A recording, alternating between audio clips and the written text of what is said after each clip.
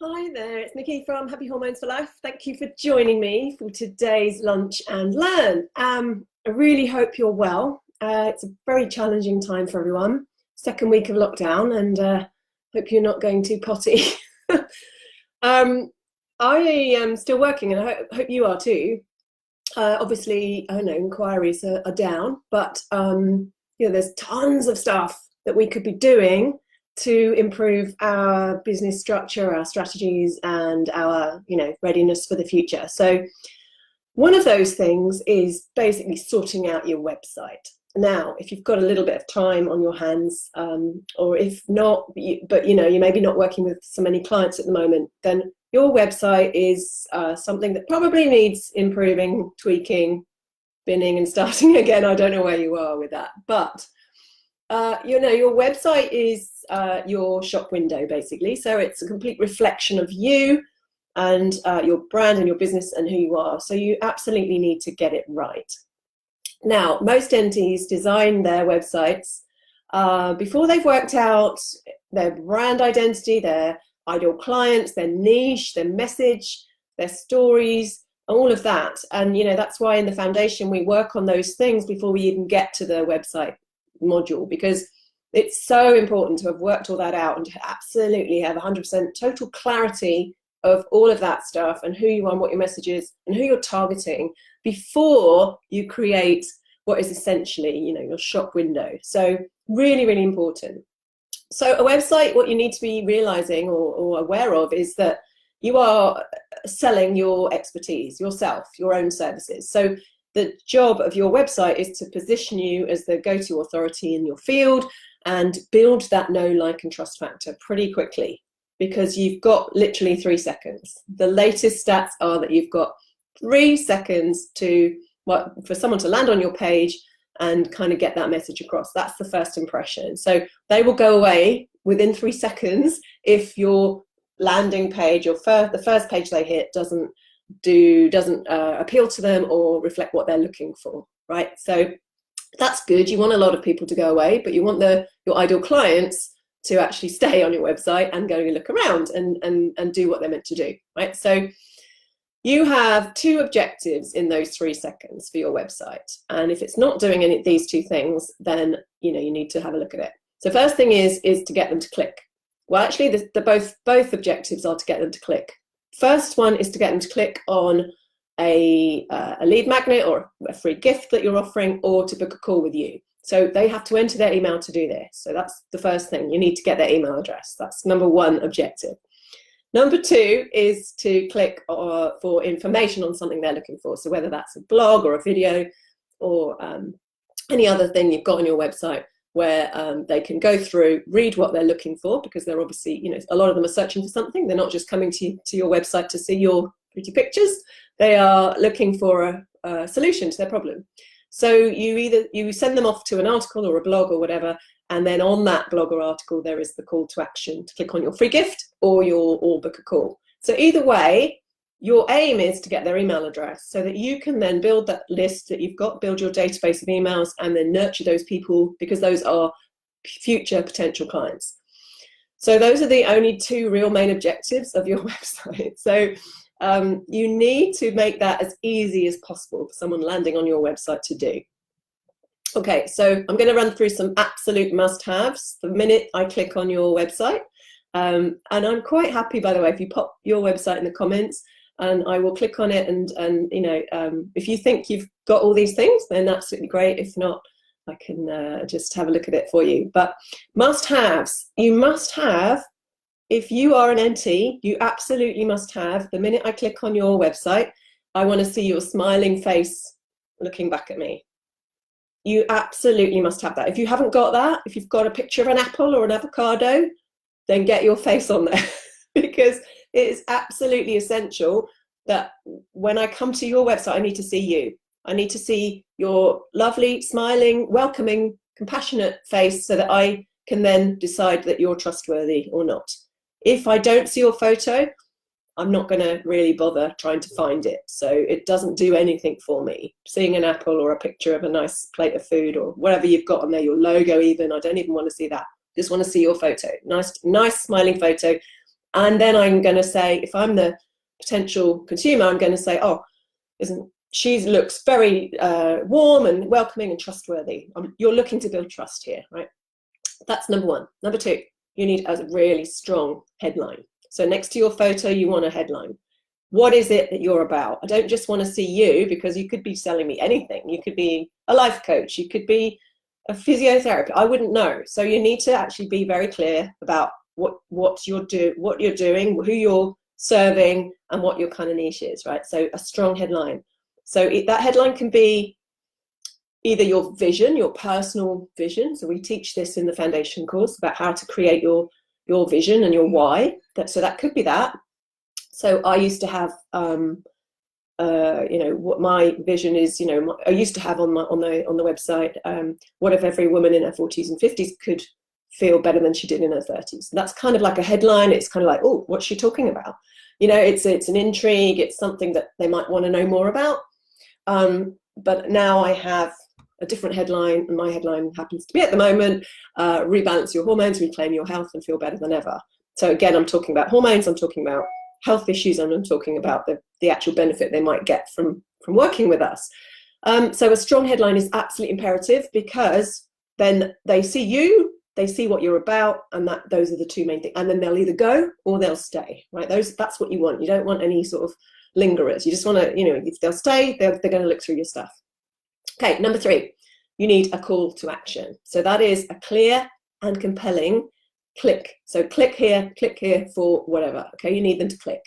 So after your headline and your photo, you need to have this call to action. So it's either, and it needs to speak to their pain. So whatever that you think they're looking for. So you've obviously, if you've got a niche, then that is your niche, and you know what they're looking for in terms of solutions. So your call to action can be a lead magnet, which is a free gift that they put their email in to download, and that could be an ebook or a video series or whatever you want to give away, like a meal plan or a recipe sheet, whatever. So that's a lead magnet. If you haven't got a lead magnet, you absolutely need to have something in there. So you need to put, click here to book a free discovery call with me, or a 15-minute, whatever you want to do. So you absolutely have to have that call to action. That's number three. Number four, you need a good design. Not a great design, doesn't have to be perfect. It just needs to reflect you as a professional brand. So, it doesn't need to be perfect at this stage. We are visual creatures. We make snap judgments about people, places, and things based on a literal glance. So you've got 3 seconds to get that first impression across. So it has to reflect your brand and what you're about. If you haven't done a website proper branding or website design, I've got someone who's great at doing that who can help you with that, but I'm going to mention that at the end. So you need a decent brand. It doesn't have to be perfect, especially at the beginning. Just get something up there. Next, number 5 is your story. Now you need to share your story on your website, and usually that's in the about section. I usually put a little paragraph on the home page, just at the bottom, just to say who you are. But you don't want to be obviously doing your whole story on the home page. They want to be able to click through to that. You want to tell your story in a way that reflects your struggle, your search for answers, and your discovery, and then your resulting success, which is why you're doing this work now. So obviously, it's not always something you may have struggled with, but I want to see your story as your passion for why you're doing this. So it may be that it's someone in your family who struggled with this, or it's just something that you find really frustrating or you're really passionate about. So whatever that is, can craft it into a compelling story. Use details, as many details as you can, so that people can remember it. Because if you're very vague and woolly, it's just not something that will stick in people's heads. So use little details in your story as well. Your story is going to talk to your ideal client. So they're going to recognize themselves in your story. They're going to resonate with it. That's the whole point of telling your story. But it's also to build your credibility as an expert. So because you've overcome this and you've done the training now so that you can help others, that's pretty much what it's about. You've read lots of other stories, haven't you? So you know what that's about. But always, so you're talking about yourself, but always relate it to them. So imagine you're reading this, and I want you to be saying things like, if you're facing similar struggles, I've been there, I understand, I get you, I can help, kind of thing. So you always want to be pushing it back to the reader, and it's just not always just about you. Okay.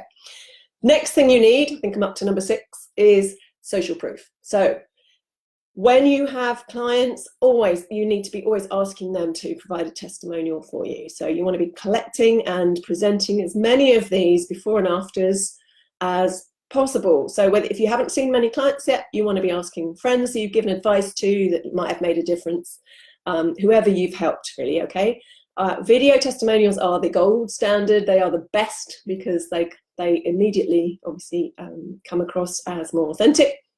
But words and images work well too. If you can get a name and a picture, that's the next best thing. So you've got a picture next to somebody who's said something about you. So you can go on my website and have a look at my success stories and see the kind of thing that you should ask people. But basically, you want to be asking them why did they come and see you? Like, what was wrong with them, what kind of work you did together, and what was the outcome, so that you've got that before and after feel to it. And just keep it really, really tight and really concise, because no one's going to read a long story about your clients. Next thing you need on your website is your social media links. People often forget this, but it's absolutely vital to have your social media accounts on your website nice and clear. Don't just put it tiny, tiny in the footer or tiny, tiny in the header. You need it, nice and big, so that people can start to follow you on your social media platforms. And lastly, ideally, you want a blog on your website, because that's what Google picks up in the rankings. So your blogs are the things that Google will SEO into the ether, whatever it's called. And every single blog you write, if you've got keywords in it, so if you've got a WordPress site, you want to download a plugin called Yoast, Y-O-A-S-T, because that is your SEO plugin. SEO stands for Search Engine Optimization, and if your blog isn't optimized for Google, then it's not going to be seen anywhere. So it's a plugin that helps you optimize your blog. And it's very, very easy, because you just have to put in a keyword. So if you're writing about hormones, I'll put in hormones as my keyword. And then there's some tags you can put in, and it tells you how many times to mention the word hormones in your text, and whether you need subheadings and all this stuff. It's very, very useful. And what you do is, when your blog is then ticked off by the plugin to say, yes, you've got the best SEO, then Google's more likely to pick it up for anybody searching for hormones. That's it. So your blogs can act as little salespeople that go out into the world. I like to think every single blog I write is another little salesperson going out and selling what I do, or allowing people to see the sort of content that I'm writing, and then they'll come back to the website. And in every single blog, you want to have internal links as well, so that you're pushing people around your blog, letting them click on various places around your website. And at the end of every single blog, you want that call to action. So if you need more help with this, if you'd like to get more personal with this, here's my details of how to book a call, or you need to download this thing, right? So you get their email address. So once they've read the blog and they like what they've seen, they're in your community now, and you can start to nurture them through your emails, right? Phew, right, what must we avoid in a website? Oh, okay, right. The first thing is, please, and don't take this personally if you have it on your website. I'm not criticizing you for it, because I used to have it on my website. It's that explanation of what nutritional therapy is. I don't know who taught it to us, where we copied it from, but it is absolutely useless. It's just a waste of space. Nobody cares what nutritional therapy is. I'm sorry, but they don't. Especially your ideal client. They really don't give monkeys. No one's going to read that stuff. So get it off. You want to be really, really concentrating on the benefits, talking to your reader, about the pain they're suffering, the symptoms they're suffering, and the benefits they could get from working with you. And don't mention nutritional therapy. Well, you can mention it, but not, we don't want to know what nutritional therapy is. And I'm still seeing that on people's websites. So no criticism there. I'm not, I just don't see, there's no point in it. So just get it off and just use that space for more creative purposes. What else don't we want? We don't want a long list of all the conditions you help with if you're a generalist, right? So I've talked about niching and how important it is. You have to niche, whether it's in a condition of a particular part of nutrition, or whether it's your market. So if it's mums or city execs or stressed, whatever. But you do not want to be a generalist, especially now at this time when it's going to be harder to get clients. So we absolutely have to niche. and I don't want to see like every single condition that you can help with on your website, because that is just too massive. It's never going to, someone with, okay, so if I'm going through menopause and you're listing all the stuff you help with, including gut health and autoimmune disease, I'm going, oh, well, she doesn't really know. She's not really a specialist in this. She's not an expert in this. I'm not going to go with her. I'll go with someone who only does menopause, because they're going to be more expert. It makes sense, doesn't it? You're going to think, I'm not going to go to a GP. I'm going to go to a specialist. So, yeah, don't do that. Be really, really super focused on your niche and what they're suffering from. Personally, I wouldn't have all my packages, prices, and features on my website.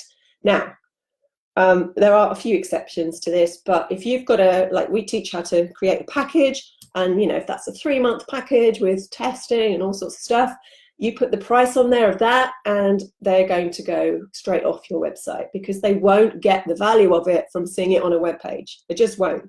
You have to listen to them explain it in a sales call or a one-to-one conversation before they're going to understand the value of that. They won't get it off a page, and you'll never sell a high package on a page on a website.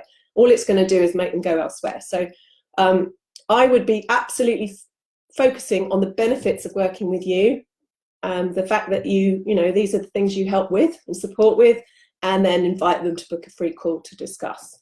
Right now, exceptions to that are things like online courses, where absolutely you can put a price on because you want them to go in and click on and buy it online. And also we have we do still offer a single consultation, although it doesn't really sell because we price it quite high, because we don't really want to sell it, but we do offer it as a lead magnet. So it's like a lead generator. So if somebody buys that, then we'll be giving them loads of value in it, but we'll also be wanting them to get into a package, because most of the time they need more than one consultation. And we do put the price of that on there. But that's it. If you've got anything that's worth more than £100, £200, do not put it on your website. My advice, my opinion, you can do what you like, guys, but that's what I'm finding in my experience. And the last thing to not have on your website is unprofessional photos.